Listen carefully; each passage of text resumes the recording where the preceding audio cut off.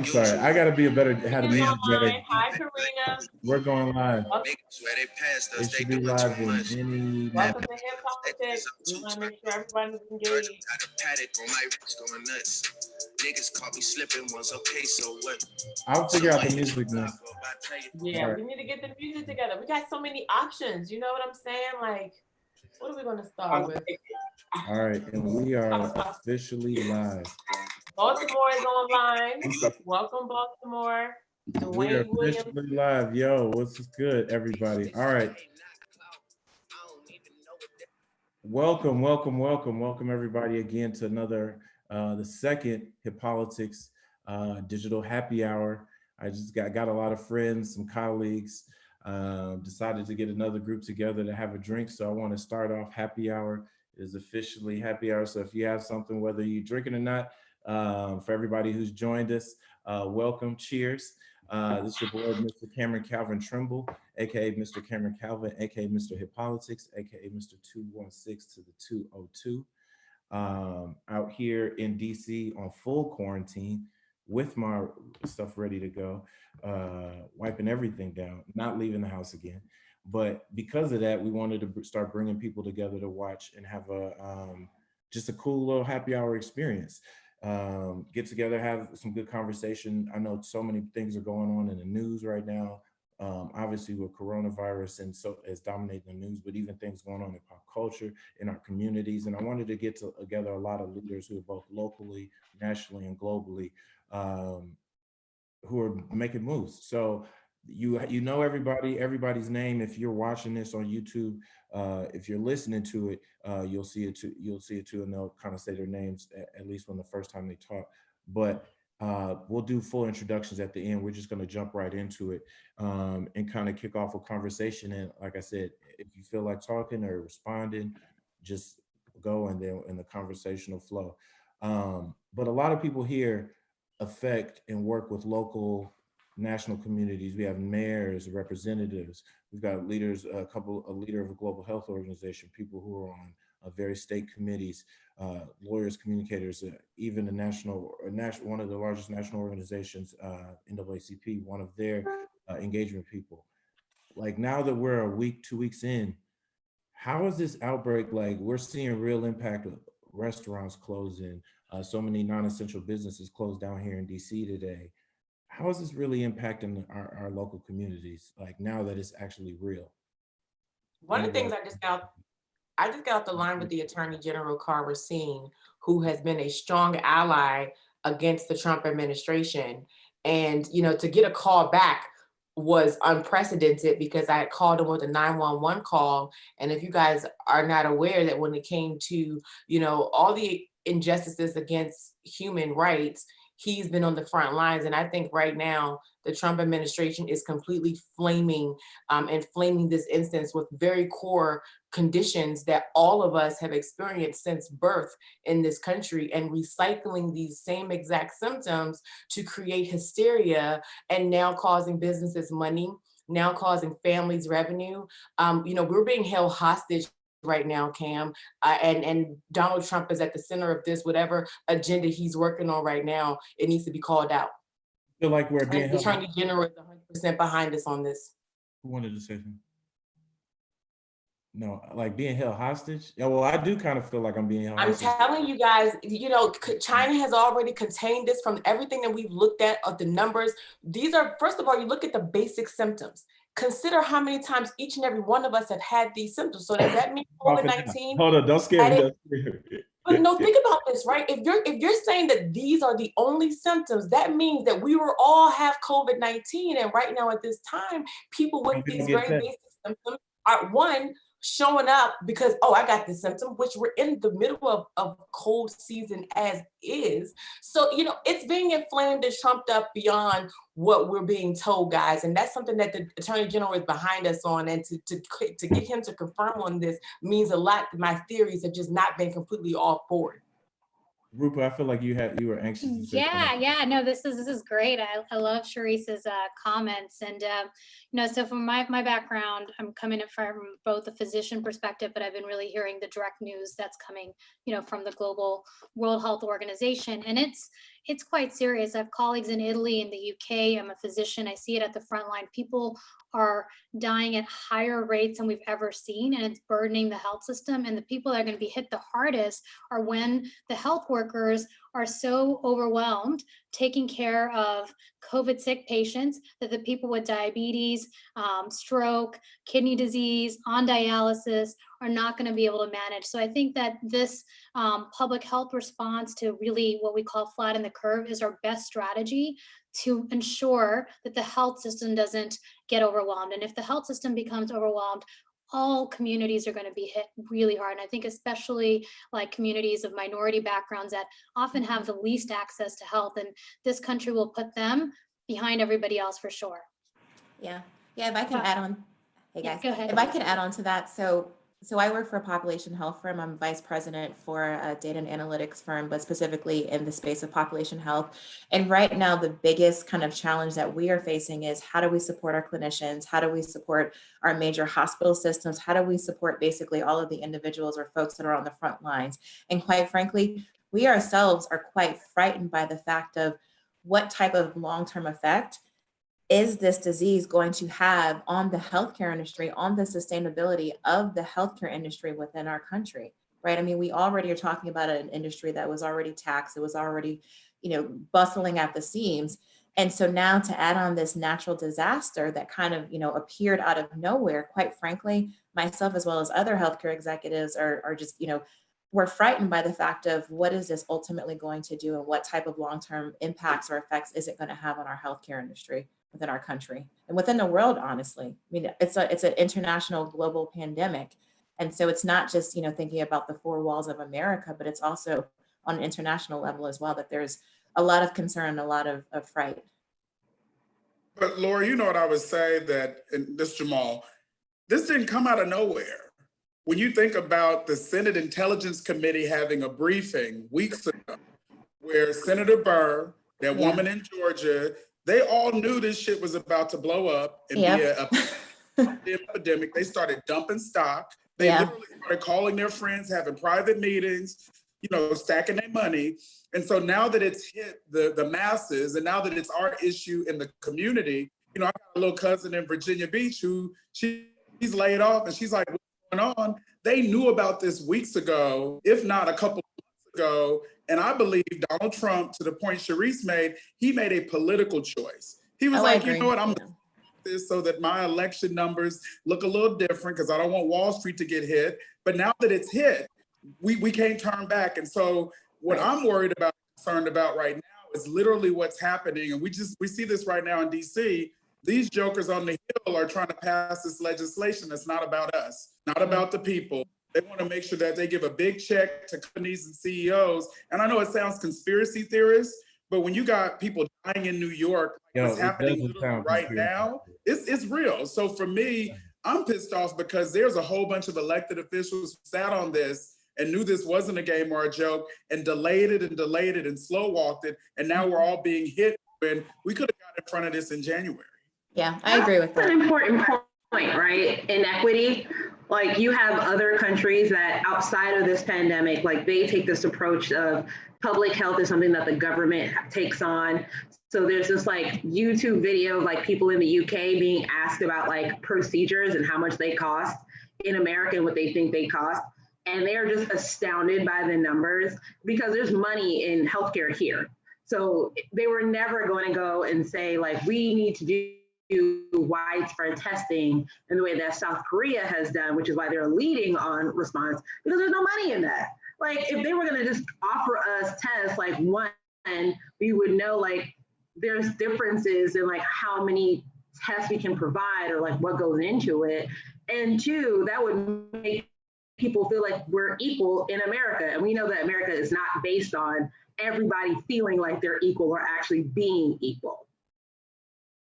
Hey, Cameron, I wanted to jump in here. You asked about what's the impact of this pandemic on local issues. And I feel like there's not enough conversation being had about the have-nots. For instance, this stimulus package that's supposed to be happening, is going to be based on your 2019 tax filings. If the governor or the mayor or whatever public official in your jurisdiction has shut down public transportation, and you don't have a laptop or you rely on the library for Wi-Fi, you can't go to TurboTax and fill out your tax returns. You can't travel to an H&R Block to get your tax returns done. You don't have a paycheck to pay for a tax professional to do it. Even if you had a job as an hourly wage worker to work at an Amazon stocking facility or a Target stocking facility or grocery store, if you were relying on bus or some other form of public transportation, you can't get there because that's been shut down. The gig economy has been shut down, Ubers and all that other stuff because of social distancing. I'm also really concerned about people that live in food deserts. How exactly are you supposed to get from West Baltimore to Mondawmin to get groceries and back if there's no way to get there? And when you have libraries and other public spaces that are shut down that have free Wi-Fi, I think this really highlights the inequities in our society.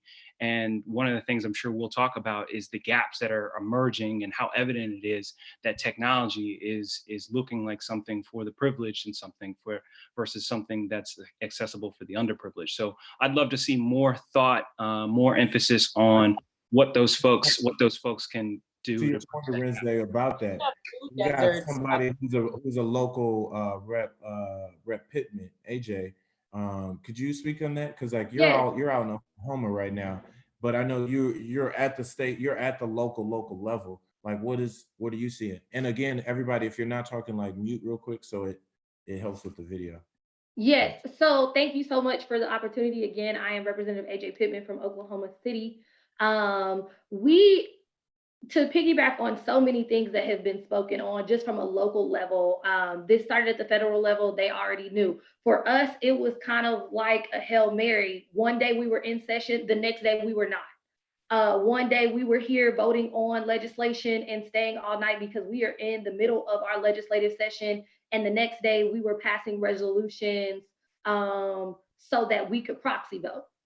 And then that takes away all of, Did that pass? Are you guys voting like, are you guys doing all business? Because I want to come to the mayor after this too. I'm curious to how like local governments are working now that everybody's in home. Like, I'm not sure what the city is doing. I'm not sure what our mayor and the city council are doing, but from the state legislature, we passed a resolution that would allow us to proxy vote. Yes. So that is what we are doing. We have not done that. And what we have decided as a state in the state of Oklahoma is that by law, our legislature really only has to pass a budget. We don't have to do all of the other bills. So right now we are only voting on budget measures. So all of the bills that I introduced just like the gentleman before me spoke, the anti-hunger bill. I introduced the infant and maternal mortality rate bill. Those bills right now are not being voted on. So we may do a special session, we may not, but right now we are only voting on things that will get our budget complete by May so that we can adjourn and be in compliance with our state law of what the legislature is supposed to do. But to talk about different things on the ground, so what I did, because we didn't see a whole lot of resources, is I created a resource guide from our community online. I went on the radio. I did open mic on our local radio, and I did the news and gave out my phone number and my email just because everything was shut down. And you're right, my voter base is elderly. They may not have access to internet. They may not have access to so many different things. Our library is shut down, which is a community center in the heart of our community. So many things like that. We have a food desert. So we are trying to find different solutions, but our churches are what is banding together too. I'm curious about that, because like I guess seeing it from there, like Mayor Terrance Culbreath is here as well. He's a mayor down in South Carolina, and see, you're all the way out in Oklahoma. And then the fear level and I guess the education level, like you said, now things are shutting down in different ways. But down south, like, and you're in a small town, Terrance, like, are people? is the information getting to them if they are elderly and stuff? Like, do people really, are they taking it serious? Like, because I'm here in a hyper DC No, bubble. I get it. Well, for us here, where I've been able to do something real different because we are a smaller community, man, I go live. I take everything to Facebook. And I mean, it's folks that will call me because they're not listening to the governor. They're not checking the briefings. They're not watching his addresses. They're not watching the news, but they call me T. They were like, T, tell me what's going on. But to kind of go back to the original point, I mean, this right here is really hurting people. It's hurting people. It's hitting them right in the pocket. And when you start touching Main Street in smaller communities, that's the community as a whole. I mean, like when you look at we're kind of fortunate. We're a small town, but we have a lot of privately owned businesses, right? So all our restaurants are privately owned. It's a mom and pop. Someone built it. All of our grocery stores, our barbershops. So it's different for us. But for me, what I've been doing is just educating my people on how serious it is. We had our first case in our county over the weekend. And I mean, I was putting it out. How many tests you guys have? How many do you guys have enough tests? Like Here's the thing. That's ran through the hospital. And luckily we have a great hospital system, but it's a partnered system. And so I'm not privy to all that information. So that's why I'm taking it straight to the people and letting them know, like, hey, this is happening. This is real. Like, seriously, take it seriously. And going back to the folks that are working, you think about a smaller community is agriculture and textile. And so starting Monday, the largest employer in my town, which is the largest employer in my county, is shutting down. And they're gonna shut down for 2 weeks. And so what do we do with that? So it's real. So people thinking it isn't, it's real. I wanted to jump in really quickly to just thank Cam for just bringing us all together, because the initiative that we're working on right now with the Attorney General is going to take a national effort with people to sign the petition, to look into further how the numbers are being, trumped up. There are serious cases, again, that we need to take serious. This is a threat, but also what is a threat is how social media is being mismanaged and how data and numbers are being manipulated to create more hysteria around this. We've also broken up momentum in the 2020 election that you've seen the groundswell just completely stop for candidates that were running against the red team. So this is an assault on voters not being able to really get engaged as much as they would like to do. And so, Cam, I would hope that once we get the petition out working with the Attorney General's office, that we can share that amongst ourselves and maybe even, create some type of group network where we can stay in constant contact and provide support that we need. Another very useful tip right now in Washington, D.C. Regarding food deserts, Martha's Table has been an incredible partner with getting food directly to families in need. They have been just a phenomenal effort. And then we look at stations for getting actual testing. Our men that are in halfway facilities are dealing with the inability to be tested, as well as the jails, which is why you'll see people being released or conversations around people being released from jails around the country, but also not really living, those that are not in necessary living conditions. So we're applying pressure on those fronts. And we're also applying pressure on getting more testing facilities, period. Here in Washington, D.C. I'm questioning, because we are here in DC, but I got people from all over the country on here. I'm curious, like, what Abre, is it Abre or Abre? Abre, because you're a civil rights attorney, right? Yeah, and I'm based in California. Can people start suing when this is over? That's what I really want to know. Like, yeah, a lot of money. Motherfuckers got to get a lot of money back. Like, they just passed $2 trillion, and we're giving Steve Mnuchin's greedy ass like all this money.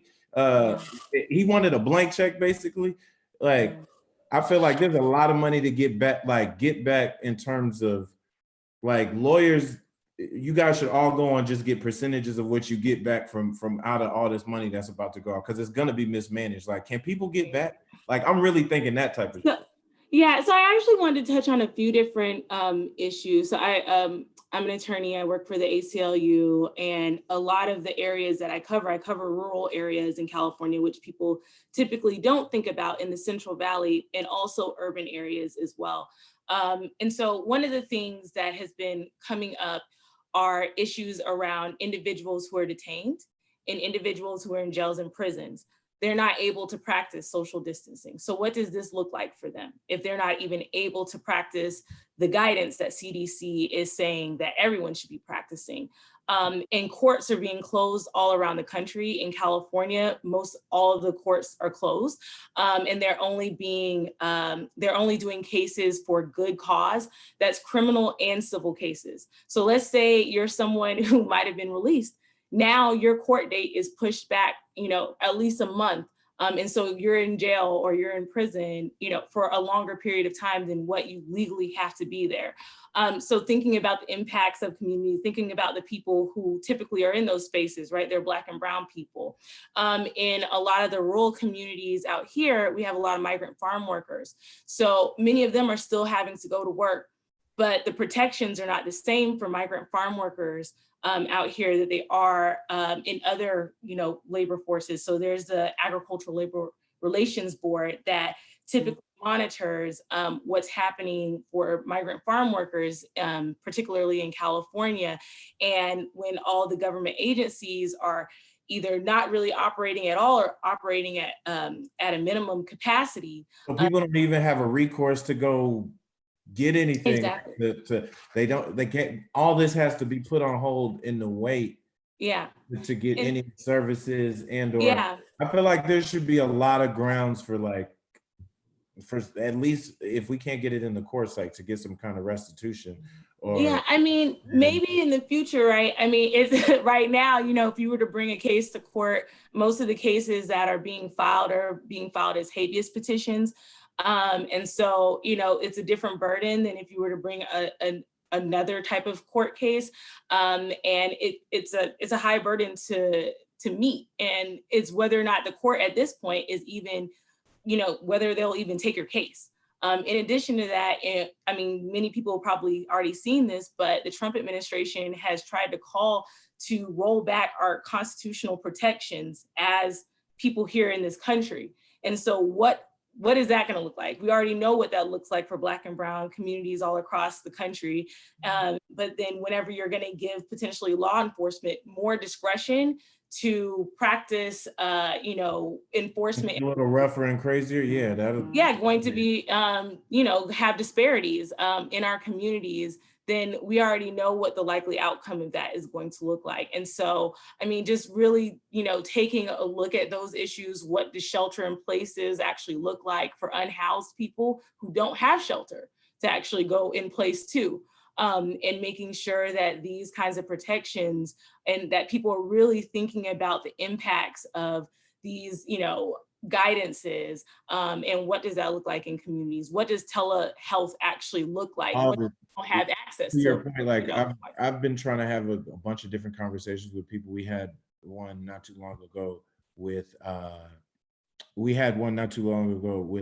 doctor from a telehealth group, just trying to understand how are people supposed to be seen right now if I can't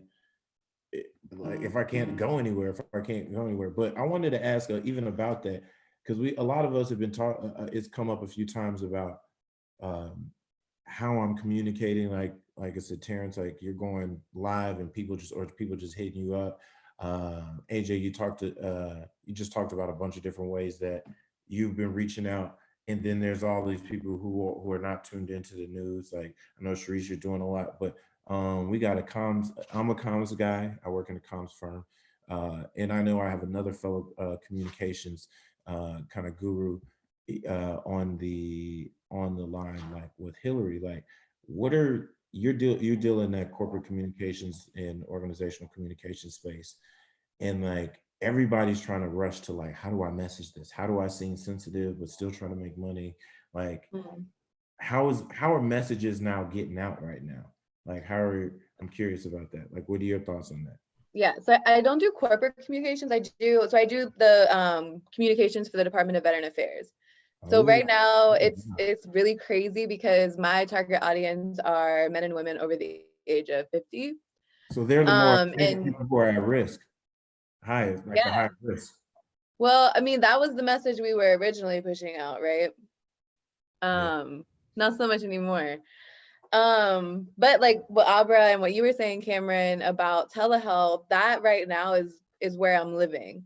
That's all the messages that we're sending out. We're sending out bulletins to 1 million veterans a day about how they can get into contact with their doctor, what they should do instead of going into the doctor. So, I mean, they're pushing really hard, like download this app to talk to your doctor. And it's just been very overwhelming, but we're getting the job done. We're stopping veterans from going into their clinics. Yeah. So, but I mean, I think I see both sides of this. It's no, go ahead. No, I was gonna say to that point about like how you're messaging to that million people, like 1 million people a day through emails and like, I don't know if you guys are doing robocalls at all or like calling people on the phone or just social media. AJ, I see you shaking your head like you're doing emails and so forth. There was somebody who got out and like cut through with, I think close to, I'm double checking right now, close to 10 million views in a couple hours. Cardi B hit everybody with the, I don't know if anybody, did anybody else see that? The Cardi B joint where can you hear me? Yeah, where she was wearing the pink top. Yeah. who has something cooking? No, the Cardi B, yeah, where she has the mask on social media, but just going and talking about social distancing. And it went up and it had like 10 million views. Plus it was, that's not even count people who reposted it on other sites, because we even reposted it. But like when I see stuff like that, I'm like, yo, why are we not coming up with more inventive ways and more trusted voices to like, not saying it just, I mean, obviously I'm biased toward hip hop. That's kind of what I do. And that's how what I live and breathe. But I still feel like we should be having not just celebrities, but just in more different types of places like this information getting out. But D Nice just did a 6:30 call about getting out the vote. I mean, you know, yeah, he just did that. I got on for 5 minutes before I got on platform. But to the point that I think Abre made in regards to 2 points, Abre made a good point about what's happening with the criminal justice system, and our guru that's dealing in health, virtual telehealth. I didn't get her name. I was trying to see if I could. She just finished talking. I wanted to just. Oh, Hillary. I want to say thank you, Hillary. Thank you, Abre. Am I saying that correctly? Because dealing in the criminal justice system, you know, I can completely understand your challenge, you know, to even get the opportunity to get a case visible. And then when you look on the health side of it, we just had our Don't Mute My Health call. Dealing with healthy beverage choices. One of the issues that messages we're trying to get across to folks is to stop drinking the sugary drinks that are adding to the pre-existing conditions that's heightening viruses like COVID-19. And so we've been a coalition of individuals called Don't Mute My Health. And you can look that up on any platform, hashtag Don't. I'm curious, are you working on like something like Sharice? Maybe you guys should definitely connect after this in terms of like, I know you guys would be good of like. We're working at every level, Cam. You know, that's why I told Cam messaged me, said, Cam, I'm putting out 10 fires right now while you're trying to get me to check an email. I need you to meet me halfway. I got you. I feel like you definitely need to connect to Jamal, because Jamal, I'm curious, like, what's the NAACP? You guys probably got the biggest national network of anybody up here that is like plugged into everybody. Like, how are y'all like getting this message out? Because like it's been, our people are the ones, unfortunately, a lot of like Black minorities, we're the ones who are not believing it. Like I'm still, every time I was going out, I'm still seeing mad dudes on the corner. Like I'm curious, what are y'all getting into? Well, to give you a little bit of, go ahead. I was just going to say about the whole messaging and messengers piece. We got about 2.4 million members in all 50 states. And to be honest, our base is like 40% over 65. 99% of NAACP is volunteer. But even our old folks, they didn't believe it until they saw Idris Elba got tested for the You Rona. gotta be one. I guarantee you, it became a big issue where we started But has getting phone anybody calls. heard from Idris since then? Curious. No, but I'm Yes. saying we haven't heard from him since then, but we got a whole bunch of calls. So what we've been trying to do is redirect the energy of the Black community to say, don't sleep on this economic fight, because this stimulus package is number 3.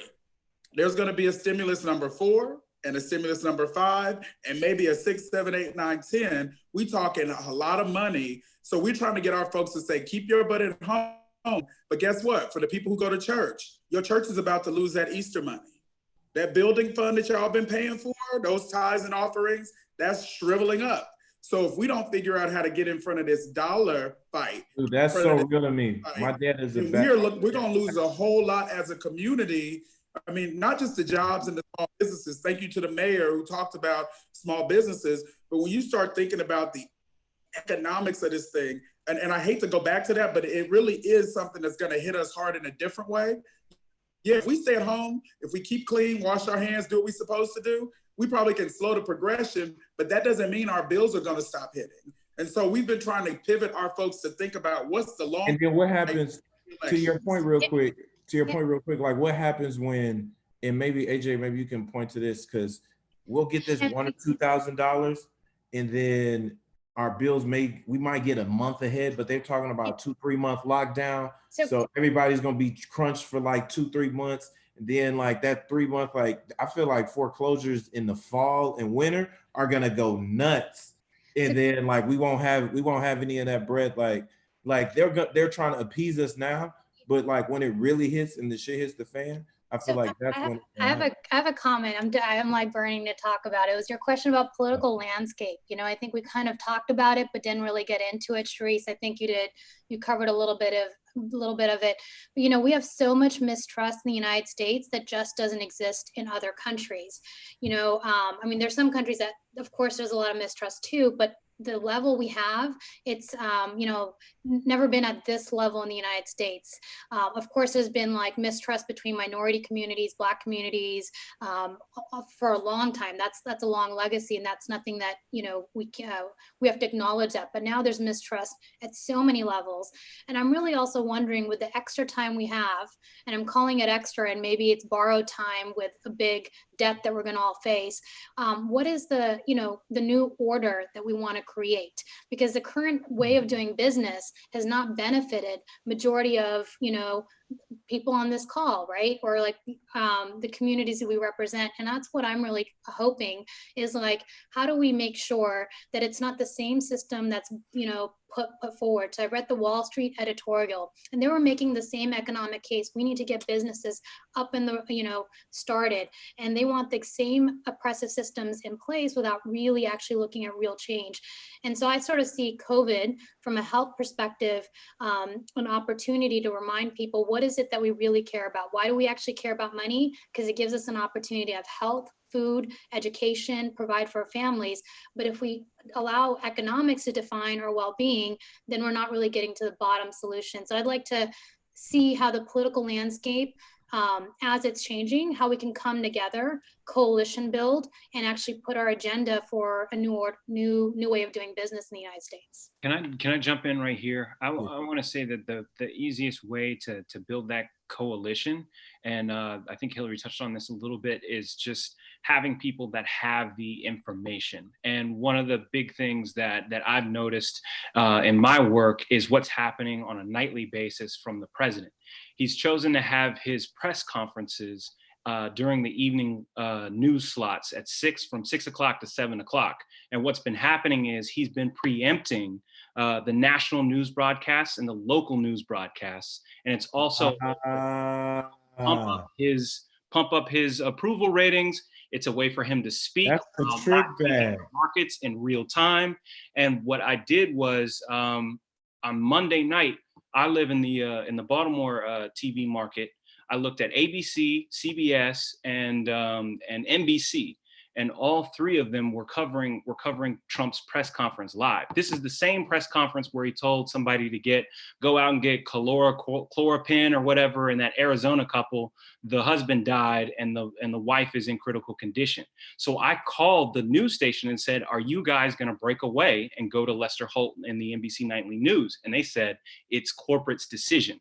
So not only is it a problem with choices between national broadcasts choosing to break away from the president, but there's a double layer of it if your local affiliate is taking guidance from, say, like a Sinclair Broadcasting, which if you remember was telling all of its affiliate stations. No, you got it. People don't know about Sinclair. I'm gonna put a link about that. This is why we must file suit. And like you said, Cam, charges, there's so many levels of charges that need to be brought up against this president and this justice system. You guys need to call your local TV stations if you are not getting your local news or your national news, and demand that they break away from this coverage. Ajay, can we back to the agenda. No, you're fine. Jennifer and AJ, because this looks like Hollywood Squares when I'm watching this. So I'm trying to be like, you go. It's not working. It'll literally take like 40 seconds. But I do want Jennifer, thank you. And Jennifer helped me put this all together. So I just want to give you a shout out. Thank you. I do want to drive home that point about what local television says, because you do have a lot of people who say like they aren't going to watch the CNNs or the MSNBCs because it's all lies. In the meantime, you will see that like local television tends to feature more men than they do women, whether that's in their anchors or who they cover, and they know who their market is. So you are going to see a lot of older people who are going to listen to the Glenn Becks and the Lieutenant Governor of Texas, who are like, we can have older people who are going to die for the sake of our economy. My 89-year-old grandmother is not going to sacrifice herself for anybody's economy in a country where she don't even speak the language. So to your point, I do want people to recognize that like there is a lot of misinformation, but you also have to recognize that there are some people who, if they are able to shape the messaging to be that this is just, a set of cold and sniffles and whatever have you not, keep the economy going, they're going to do that. And it's not enough to be like, I have the information, I know what's right, blah, blah, blah. We've been saying that for the last 4 years. We have all the information, we are right, we know what's right, blah, blah, blah. And you saw people who are willing to follow Donald Trump into the fire because they think that he has the water. I think when we're talking about messaging as far as COVID, like we really have to explain all of the things that are going to happen, not just now, but to your point, Cam, about what's going to happen in the fall. Like, what is this going to mean for everybody in the fall? What is this going to mean for people next year as we're trying to recover? China only reported they had 2 days straight with no new infections. We have no idea what it's going to look like for their economy 6 months from now as they're recovering. Right. And I mean, so many different topics on that, Jennifer, just to touch on so many different things. So if you're getting misinformation at the top, and then it trickles down to these local governors, and then it trickles down to us local elected officials, our communities are depending on us to give them adequate information, and to or for our State Department of Health to have adequate information, for the education system to have adequate information. And so if you're getting misinformation from the top all the way coming down, I told you it was within a day. We were voting on legislation, didn't have a care in the world, and then literally the next day, we had a briefing with the State Department of Health and we were completely out of session. And now we're trying to scramble to get information, to figure out how to do teletown halls, to figure out how to do robocalls and all these different things so that we can educate our community, so that we can educate our constituents, so that they can have access to us. All of our constituent meetings have had to go to phone conversations, and people still have real life issues like Section 8 and housing and all those things that have now turned into a scare fest because they already had these issues prior to this pandemic. And now they're scared, like, what am I gonna do for housing? What am I gonna do when I was already unemployed? Well, now they're saying, oh, unemployment in the state of Oklahoma is not supposed to take longer than two weeks. Well, it was taking a month. What are we doing for those people that were already backed up? And now you have new people new people applying, and it's going to be a surplus. So we are trying to give so much information, and we're navigating it ourselves, and it puts our community and it makes us look like, oh, we don't know anything and we're not leading, but we're getting misinformation from the top coming down, and we're trying to stay abreast as this is ever changing, and it's fluid, it's ever changing, but it hits on so many things that our communities have not been able to receive, like financial literacy. We don't have 3 months of bills saved up. We don't have 3, it's supposed to be 6 months, actually. Right. Listen, come on with it. Come on. This is my soul sister right there. You know, we go, I gotta say. And Jamal and Areze are going crazy in the chat, like, this fucking capital, they're cheering you on, like, capitalism. Here with it, yes. They cheer you on, like. The real question is, do these companies have 6 months of savings? Nobody. No, majority do They got not. 6 months of savings. And look, they're not expected to, because they're going to be the first to get bailed out. Meanwhile, the average citizen, living, human, breathing being is being left to the sideline, which is why I'm supporting Ed Lazier here in his claim and his fight for the homeless population. I mean, he has been on the front lines for so long. And guys, peep this. Hear from all the medical professionals. Ask one question. What is happening when you find out there's a positive COVID-19 case? Anybody go ahead and respond to this. They're sending them home to self-quarantine. Let me tell you guys this, as someone who immune system fight and resist the flu shot every time I've taken it, I've literally gone into almost, a full regression just after taking flu shots to getting the flu. So my immune system completely has rejected flu shots. Now, question is, how many people have had the flu shot that's also been impacted? Guys, these are no conspiracy theories. This is very much. I gotta, Sharice, as somebody that has a husband that sees transplant patients and a physician, I gotta kind of stop there and say, the worst thing as a provider, we have a moral duty to not cause harm to other people. So if I could kill somebody by being a carrier of COVID, that's the worst burden as a doctor you could have. And so I think, I'm not really sure which direction it was going, but I just want to be very clear that when it comes to health and medicine, we should go to facts and evidence. And I know there's a lot floating around in the news here, especially in the United States. So where I get my facts and is actually the World Health Organization. I go to what's a multilateral negotiated process, which is the best way of saying this is the latest evidence. It's coming out of all those countries that we're talking about: China, Italy, South Korea. What have they been doing? And I'm even telling my physician colleagues, CDC is going to be under the influence of the current government, but at the very least, we can go to the World Health Organization guidelines and look at that for evidence. But as far as saying that health providers that are carriers should be going to immunocompromised patients and risking their death, no way. Let me be clear, to like you said, you didn't give me a chance to finish a thought, and I think that your perspective is accurate. So let's get to the final part of what I'm sharing here, is that people who are leaving hospitals, if they are carriers, which they're COVID-19 positive, they're being sent home to self-quarantine. When I had the flu, given the same exact symptoms, I could not care for myself.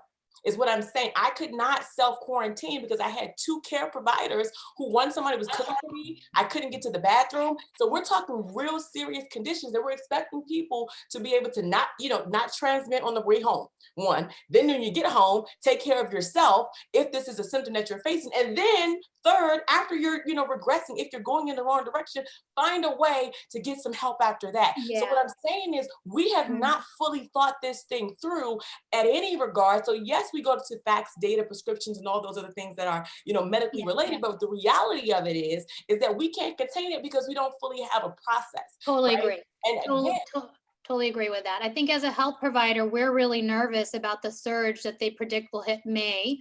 And what we're really worried is we're not going to have enough nurses, enough health techs, enough doctors, because everybody is going to be infected by then. That's the real fear that, my colleagues, and they are not getting any protective equipment. A lot of the, the $1 trillion package that passed in Congress, we know it's going into R&D, so research and drug development, but not into protecting people and health workers. So that's the kind of stuff that we want to see really being in there. Plenty of facilities where we could create mass spaces to quarantine people, that will still create space of self-quarantine and the distance of care. We haven't utilized any of our. No, totally agree. You all are.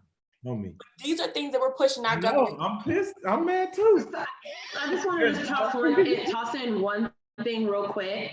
Yes, please. To Roopa's point about following the World Health Organization, the person that 54% of white women voted for did not follow the World Health Organization. No, totally. And so it's difficult. I will continue to harp on this point, is that like, and you're seeing the leadership at the state and at the local level in their response, is that the World Health Organization, who's supposed to be the top tier leader on this, said, hey, this is a thing that's happening. And you still had somebody who was just like, nah, it's fine.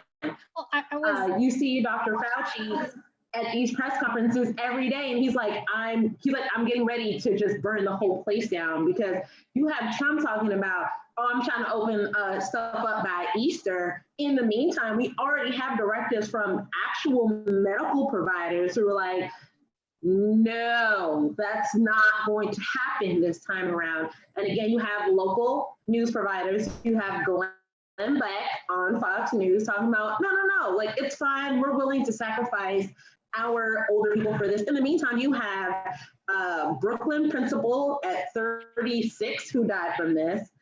Detroit man under 40 who died from this. Like, And people are dying from this, and we can't get any, like, where's the. Yeah, so can I add on to that? So Who needs science? That's science. we need. Yeah, Laura. Yeah, can I say something really quickly? So I was literally in Baltimore at the CMS and Medicaid. So basically one of the largest healthcare conferences, annual healthcare conferences, the day by which the president decided that he was going to finally start to address the nation and really dispel the myth that this was not something that we should just kind of sweep underneath the rug, but that he should really start taking seriously.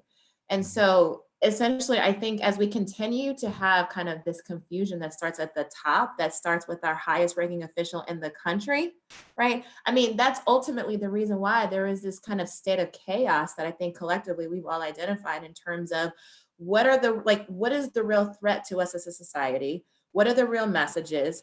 Who actually, at the end of the day, should we be listening to? Should we be fearful for the longevity in terms of how long this thing is actually going to continue to be a pandemic in our country? Or as President Trump says, this is going to go away the next 3 weeks, and by Easter, we'll all be back to our normal rhythm of life.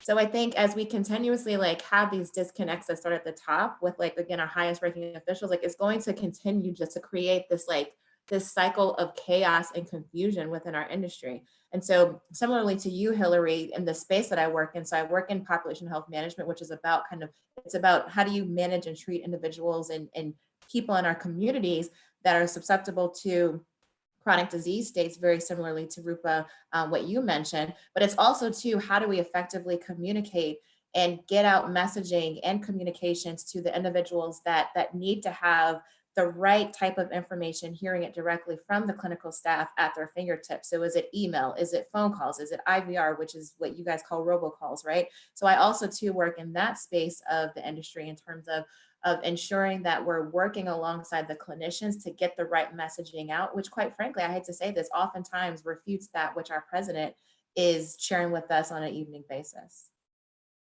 I completely agree, Laura. We are. The last point, and then I'm gonna go to a round robin question. Please, I want to hear from you, Representative Pittman. Yeah, no, we're getting that the same information, and people expect us as their local leaders to be the end all be all solution, and we're sitting here constantly trying to update information. And back to something that Jamal said, where's the funding coming from? And we have to talk about elections, and we're trying to educate them on their care while still asking them to vote, while still asking them to complete the census, while still trying to give them to-dos when they're scared for their health. And then so I have a primary in June. So we're asking them for money when they don't have any. And so where do our donors go? So then it's kind of who's picking our leaders for this epidemic? If we don't have money to campaign, if we can't get them to vote, if we're not getting information to them about voting or about absentee ballots or about the census, we're not going to get those census federal dollars.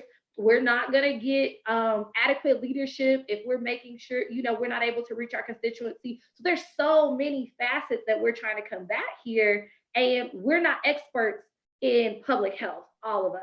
We're not experts and we're not doctors in all of us. So we are trying to do the best that we can with the information that we're giving.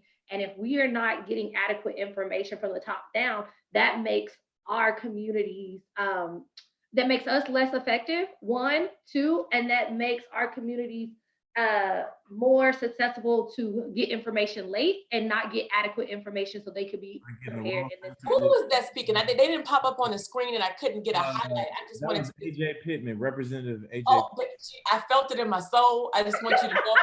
But that goes back to my opening remarks about the agenda behind shutting down elections across the country and maintaining control and literally playing this American playboard, the United States playboard, like a chessboard.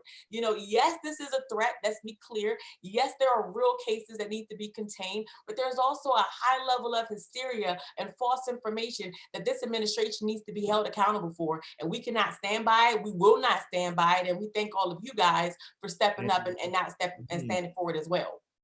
Amen. Hey guys, thank you. I got to do a better job at figuring out. I can't have all the fiery people in here because one of my homegirls is in here, Alicia, who has said nothing the whole time. She just been like, yeah, she been lighting up the chat. But this is an interesting thing. This is still a work in progress, and it's not even. Because I'm not trying to treat this like it's a TV show, because it's not, but I know everything is content. It's for real, like, just the idea is like, I just want to get people talking and listening, like people that are reputable people, even if whether it's your level of expertise or something around it. Like, hey, you got an hour, you want to have a drink and like have a good conversation, like you walk in a happy hour.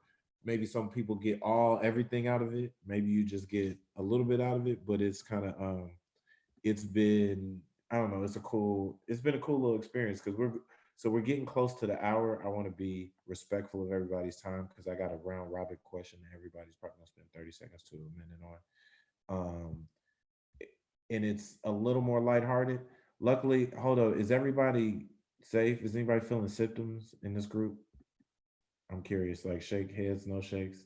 Are people feeling, because I've coughed a few more times in the last 2 days than I'm normal. And it's like, you start getting paranoid. But I just wanted to ask that before I ask this more light question. What song and what show have you watched now that we've been locked down for a smooth week? So everybody's watched at least one show or movie that you got off your queue. Or it's like, I was supposed to watch it, but I didn't watch it, but now I'm watching it. And I'm curious, like what song or album or something everybody has been rocking to in this now week down, like, because I don't know about y'all, but you will go crazy if you're just doing work, go to sleep, work, going to sleep, like, or eating and drinking yourself to obesity. So don't do that. But I'm about to go around to everybody because I'm curious. And this is also, I'm going to introduce everybody before and kind of close out with that, but I'm curious. So I'm going to start with Alicia Abre. Alicia Abre is the former state director, former state political director for the Elizabeth Warren campaign, a veteran of campaigns all over the country. I mean, a veteran over several different campaign cycles. We met a few months ago, well, about a month ago, probably, when I was down in South Carolina for the podcast.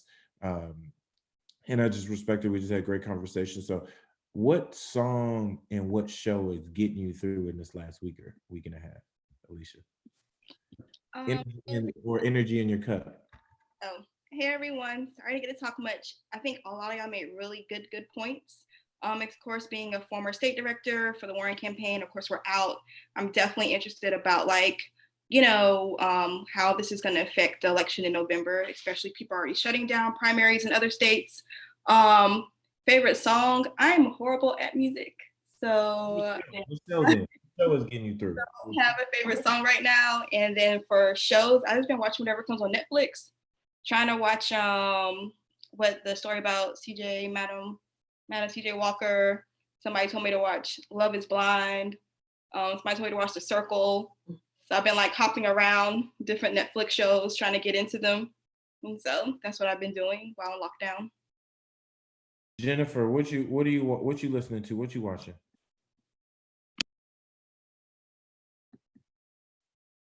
Can you? So as I was doing work today, I will listen to YouTube things. And the auto playlist played a song from an artist called Fleur East. She apparently was a winner of the X Factor in the UK. And so I listened to maybe 4 or 5 of her songs, and she was really, really good. And she, I would say, is very dance music adjacent. And so if you like music with some bop in it, Fleur East, Fleur, French Fleur. Again, if it's not Bad Boy, I don't know it. So y'all might know who she is already. I don't know. And I would say a show that I'm looking forward to, Little Fires Everywhere. It's set in the greatest year ever, 1997, featuring Kerry Washington and Reese Witherspoon. It looks like it's going to be delightfully messy and messily delightful. So you should definitely check it out. I love it. I will. Abre, she's a civil rights lawyer, and you are based in California. What are you listening to? You look like you're in your room hanging out. You said I look like what? You're in your room hanging out. Oh, I am. We're doing remote work for much of what we can right now. Well, first I wanted to start by saying, I was trying to figure out how to get it in, but I do want to lift up the Native communities in particular. There hasn't been a lot of national discussion about how we're getting information to those communities and ensuring that that is part of the messaging. And so I just wanted to lift that up as another thing that I feel is really important to this conversation, but has definitely been left out of the conversation at the federal level. And what I am in addition to just having language access barriers to getting information at state and local levels. But what I'm listening to right now is Jay Electronica, his new album, even though Shiny Suit Theory is old, but it's good that it's on there. I mean, so the album is great. I've been listening to that. And then a lot of Afro beats. I've also been watching Little Fires Everywhere, and also have been watching Westworld, and trying to figure out how much of that might actually be true, because at this point there's quite a few things that don't seem too far off of base. So yeah.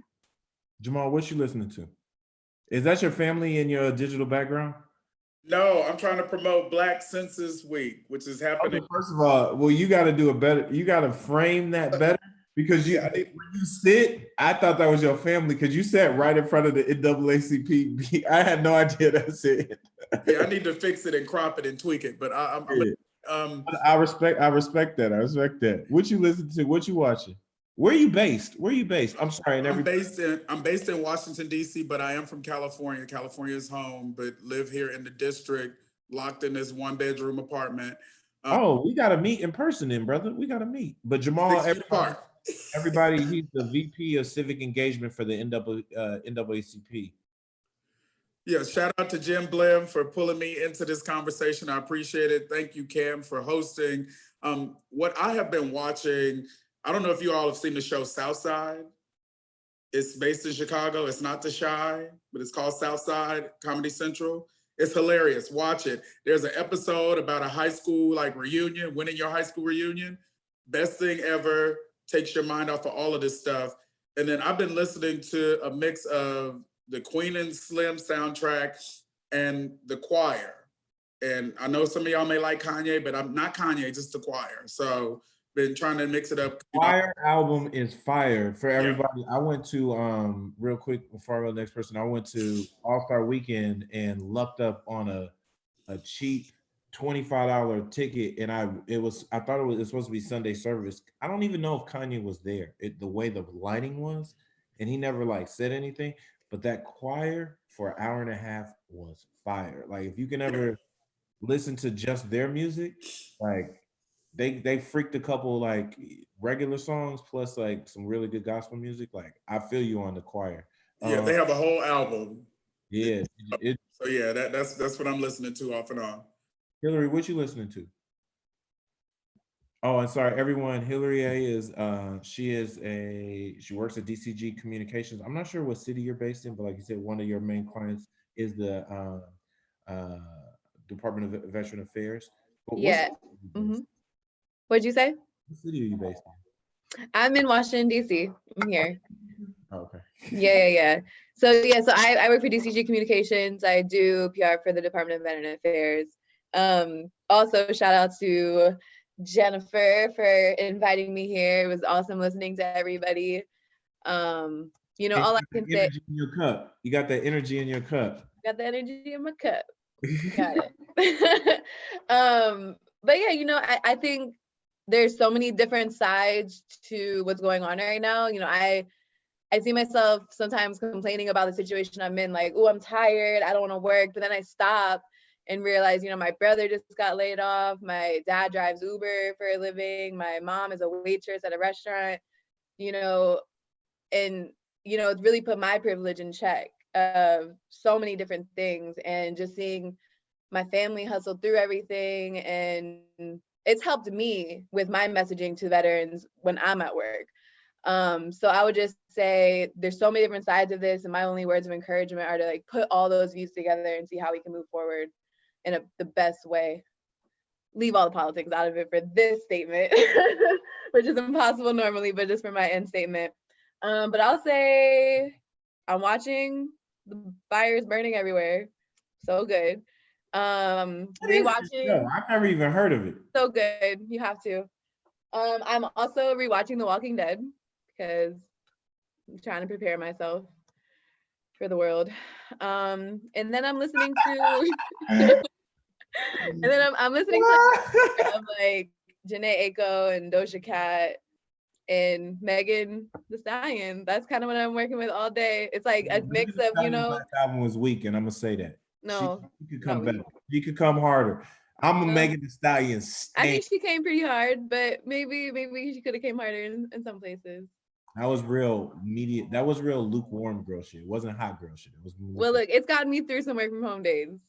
Thank you for having me, though, guys. I hope I can join you guys next time. No, yeah, and we're gonna keep doing this. Like I said, Monday, Wednesday, Friday. I'm committed to doing it and hosting it live, even whether you want to be in the squares or you want to be just watching on YouTube. Like I said, I just want to get. I'm going to be getting a good group together. Renze, what you watching and listen to? First of all, shout out to that dope painting. Renze has some good art in his house. I've been over there. You got some good art in his house. Thank you. This is Tyra Powers, a Black woman artist out of Baltimore City. You can find her at Tyra_Powers. Yeah, she's dope. Okay, so what am I up to? All right, so first and foremost, I want to preface my answer by this. I'm a public relations professional. I'm the communications director at the Maryland Democratic Party. But it's always important if you're in communications to keep track of what the target demographic is up to, and that's young people. So I've been consuming a lot of TikTok. I opened up a TikTok account during the lockdown. Been enjoying that, figuring out how it works and why it's so hot, and what makes it tick.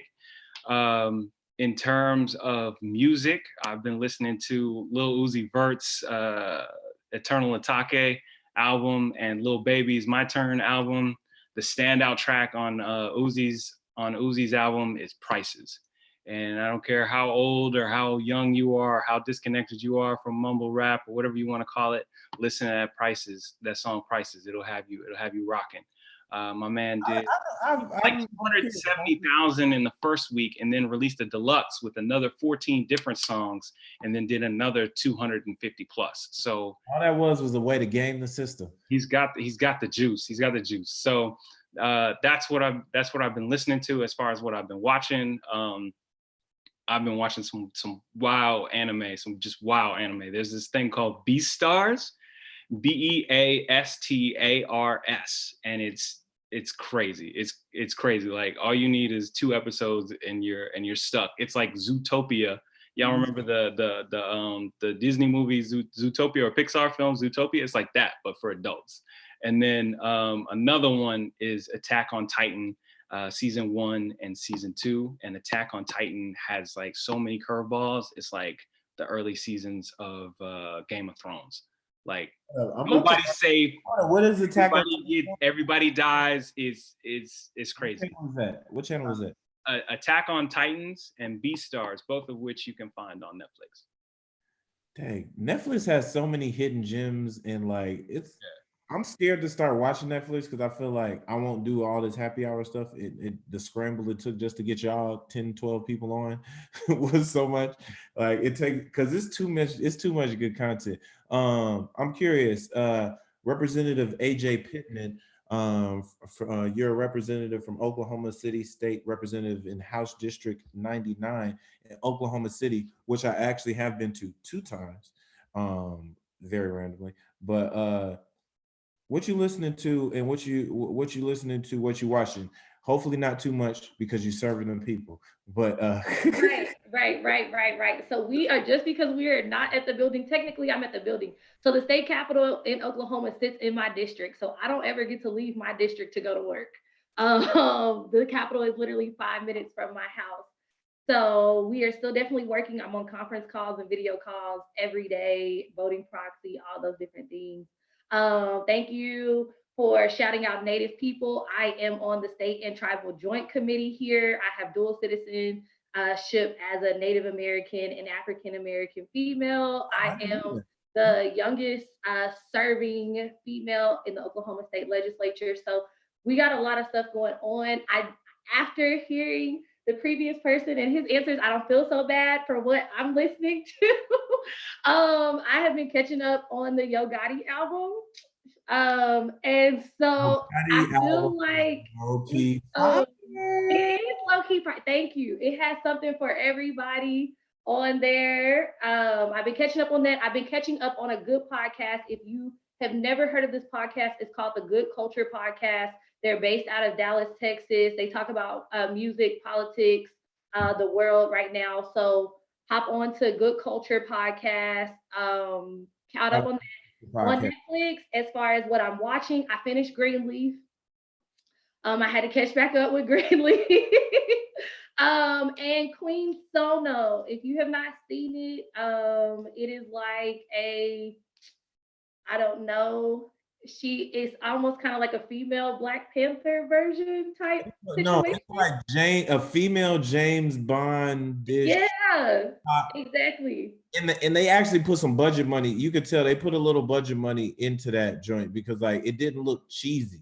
That's what I get mad at, like some movies when they're like the straight to Netflix or they're the overseas Netflix joints, like they look a little cheesy. And that Sono looked like, oh, y'all gave him a few $1 million to shoot this, and this Black woman is kicking everybody's ass. No, it's dope. It's super dope. So that's what I've been catching up on. That's what I've been kind of doing. I have been trying to attempt to clean my house because any other young professional that's busy like us, like what we're doing, my clothes don't ever make it to my closet. So attempting to do all of those things while we're at home, but also staying very, very active just because I have a primary on June 30th. So y'all wish me luck. Good luck. Laura. Sorry, Laura, what you listening to? What you watching?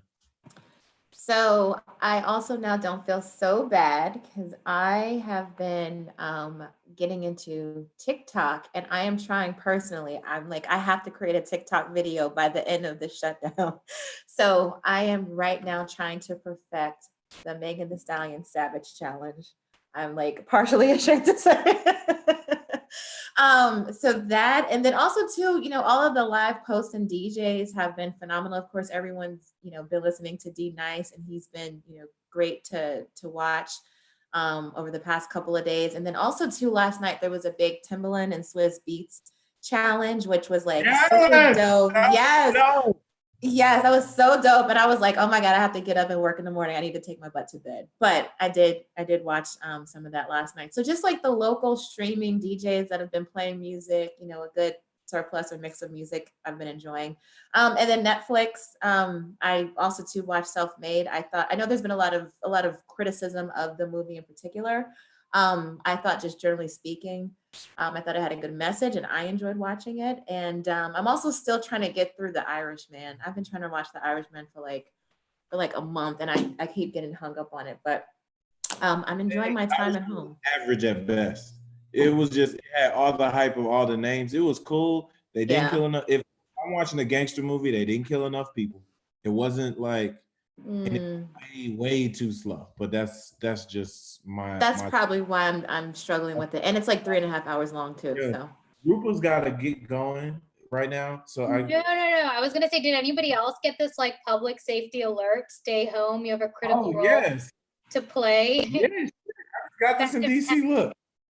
Yeah. No, I didn't get that. That's crazy. Is your phone, if you're in DC, your phone going off right now? Yeah. It's like telling us that. That's what I was saying. That's what I was pointing at. I was like, is anybody else going off in DC? Stand up. But I'm like, I'm in Atlanta, the home of the CDC. Why didn't I get something? You're not in danger, Laura. Because your city's too black. They don't care about it. Whatever. Sorry, I didn't mean to go there. What, Roopa, what you listening to? What you watching? All right. So I'm into spy movies, and I'm like really watching anything like spy shows. So Jack Ryan, Homeland, that type of stuff. That's been just to get my mind off stuff, and it's really not helping. But music-wise, I've been listening to like a label called Analog Africa. I'm not sure if anyone knows that one, but it's basically African and South American music beats from like the 70s and 80s, and I find that quite calming. And then I'm always like a little bit of like, I need to hear a little bit of Drake every now and then. So I'm going back to some old CDs or old playlists with Drake. So that's basically my like evening routine. Drake will get you through. Yeah. Drake will get you through, I guess. Sharice, what you watching? What you listening to? You muted, baby girl. Homie, you muted. I can't hear you. I'm determined that 2020 is going to be my year for love. So I've been listening to love songs. I've been listening to love songs and manifesting love. And you guys can join me on Facebook because we're doing live series on what's dating like in 2020 for you. So tonight I'm going to do a part 2 on that conversation. So really love songs and finding ways to get myself in the groove. I love Guapale. I'm so old school. I love Guapale, Closer, Indiari, you know, and all the other musicians that I'm learning about. I'm learning through DJ Nice and DJ Quicksilver. They've been having live parties online, so I've been tuned into them.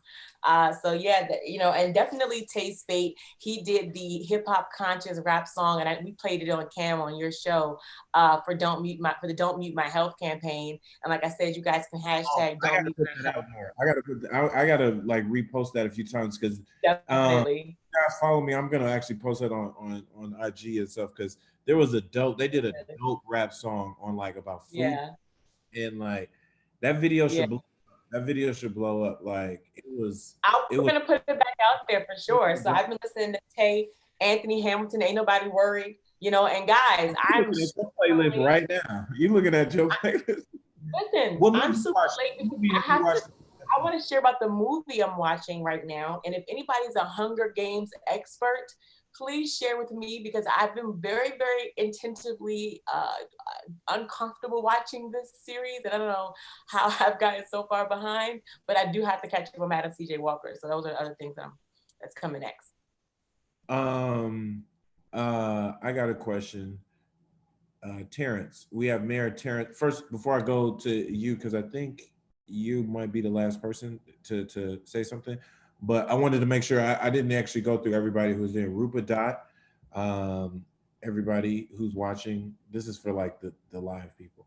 Everybody, Roopa Dhatt, Dr. Roopa Dhatt is the Executive Director of Women in Global Health.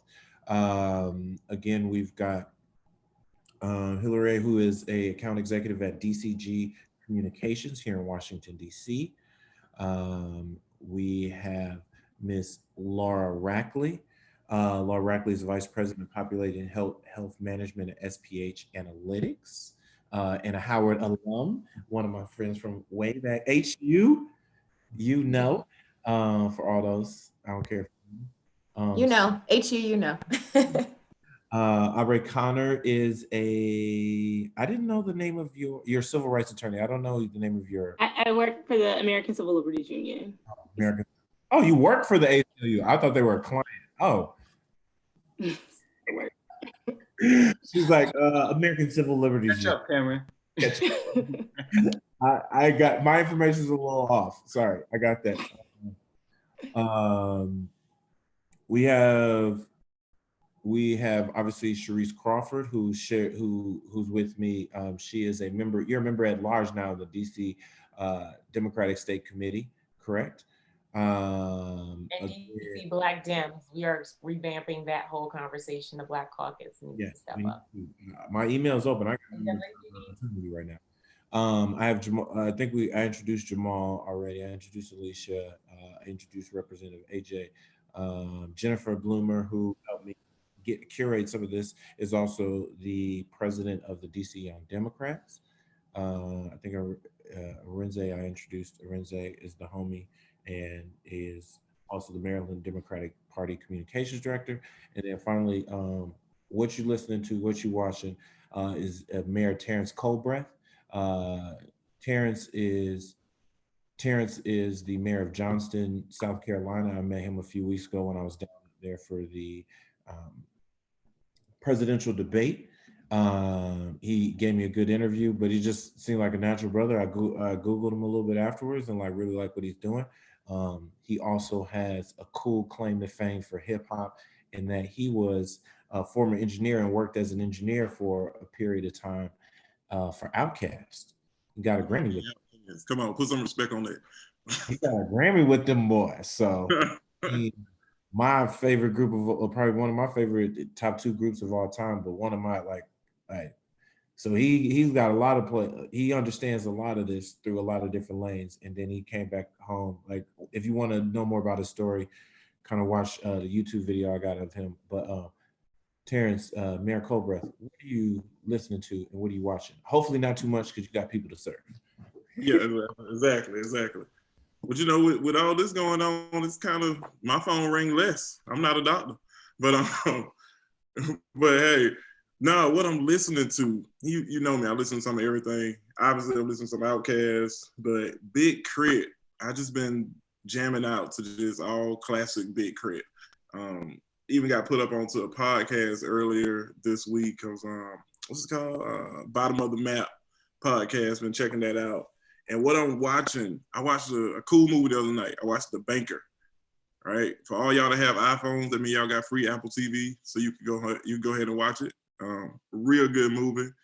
And I'm just waiting for the Ozarks to come back. I think come back on the 27th. Woo! Ozarks! That's classic. But yeah, Ozark was just so good. I'm glad other people enjoyed it. This criminal mastermind stealing all these people money and people dying in the woods. If you ever been to the Ozarks, you understand how that happens. Feels a little like that. I don't know. It's a microcosm of what might be going on right now. But anyways, hey, we don't know. I always get nervous when I see people taking heavy equipment into the woods. Yeah. Anyway, right. But yeah, that's what I'm doing, and I'm trying to think what else I had. I was taking notes, man. Y'all was saying some good stuff. But somebody shouted out that Yo Gotti album. So I'm doing my part, honoring my big homie rules. I'm making sure all my young people stay safe and stay educated on what's going on. So that is he's not. Like Yo Gotti's doing too much right now, especially what he's doing down with prison reform down in Memphis. Yeah. He's doing his thing. but that's what I got. Well, I want to thank you. We've definitely ran over time, over the hour. I'm about to stop the live stream. I understand. I want to thank everybody who tuned in and who watched. Everybody who, whether you're listening to this through the audio version, you're watching this on YouTube, you're watching any of our Facebook channels, social media. Again, this was not meant to be a show. We locked inside. I'm here with all of my wipes and locked in. I'm literally in quarantine, but I had to see my people. I'm a people person. Everybody who's on here knows that. And so I wanted to get these digital groups together. Thanks. And just to have a good conversation. This is only my second one, y'all. And this is still managing, how many people are on this screen? I'm still managing 12 people who are super duper smart and doing their thing. So I haven't perfected this medium yet. I don't have a producer, none of this. So I'm sorry if I couldn't go to each person and we could talk. Obviously, we were in a big group in a real happy hour. It's a little easier to socially interact in this group, but the idea is still that we got a lot of energy in our cup, or you got water. It's up to you. But I just want to thank all of you guys for joining me and joining us. If anybody needs to connect to anybody, we were all on an email together. Everybody here is certified and can really help. That's another thing. I'm Cam the Connector is kind of like my nickname. Like, I want to make sure you guys, anybody can work together, do something that can be beneficial. Everybody is certified and doing their thing. So if you need to reach out to anybody here, just let me know. But I just want to thank all the listeners, everybody who watched. Thank you all for joining, having another digital conversation, the Hip Politics Happy Hour, while we're in quarantine and lockdown. And that, what I'm listening to real quick, I've been listening to two things. OJZ, like first two albums, because that's where OJZ in Blueprint 3, he has about 2 or 3 songs that are just really straight up everyday motivational. So Ambitious is one of them. So I've been listening to a lot of that in the morning. And then I also been listening to Roddy Ricch, because he just got a lot of melody. He's super ignorant, but in the sense of like, I'm way too old to be doing anything he's rapping about, but the music is just good and it feels good. So that's what that song, y'all were like, what song is this? I'm like, The Box, that joint goes. I haven't watched too much. I did just buy Bloodshot, that Vin Diesel movie, because I like comic book movies a lot. So I bought that, and I meant to go see it in the theater before all the theaters closed down. So they moved it to direct on demand. It was pretty good, but it was late last night, so I fell asleep. So I can't tell you if it was great. But I'm sorry, I'm still perfecting this. So I appreciate y'all. It's so much love for having this conversation. I appreciate everybody here. I'm about to stop the live stream now. So with that, make sure y'all follow, even at least everybody here. Go on YouTube as soon as this is over. Hip Politics Podcast and Hip Politics News. We got 2 YouTube channels, but Hip Politics Podcast is where this is streaming. So please subscribe. We're on Facebook, Hip Politics Podcast, on Instagram, all of that. I'm Mr. Cameron Calvin, communication professional and just a connector. And I'm glad to have another happy hour conversation. So with that, thank you. Cheers. And it's been a very happiest of happy hours. And with that, I am ending the live stream.